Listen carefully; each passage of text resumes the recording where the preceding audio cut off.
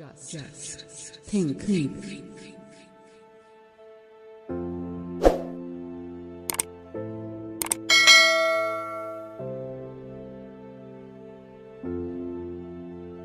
Buddha and his Dhamma, Buddha और उनका धम्म। प्रथम भाग, जन्म से प्रवज्जा। 1. कुल। 1. ईसा पूर्व 6ठी शताब्दी में उत्तर भारत सर्वप्रभुत्व संपन्न एक राज्य न था। 2. देश अनेक छोटे बड़े राज्यों में बटा हुआ था। इनमें से किसी किसी राज्य पर एक राजा का अधिकार था, किसी किसी पर किसी एक राजा का अधिकार न था। 3. जो राज्य किसी एक राजा के अधीन थे उनकी संख्या 16 थी।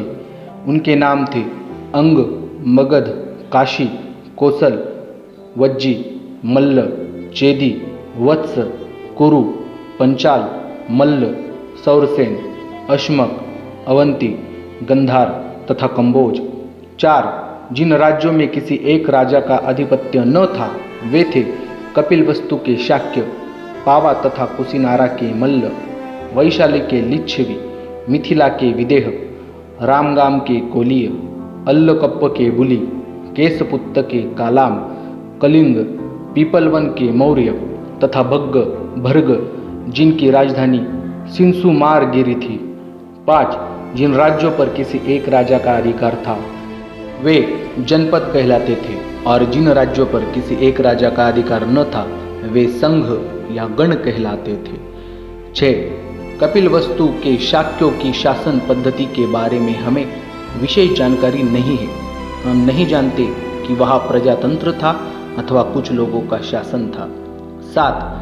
इतनी बात हम यह निश्चयपूर्वक कह सकते हैं कि शाक्यों के जनतंत्र में कई राज परिवार थे और वे एक दूसरे के बाद क्रमशः शासन करते थे। 8. राज परिवार का मुखिया राजा कहलाता था।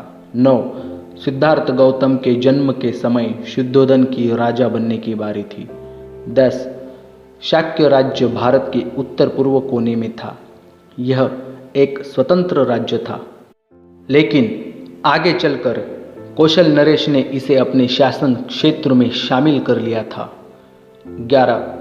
इस अधिराजिक प्रभाव क्षेत्र में रहने का परिणाम यह था कि कौशल नरेश की स्वीकृति के बिना शाक्य राज्य स्वतंत्र रीति से अपने कुछ राजकीय अधिकारों का उपयोग न कर सकता था। 12.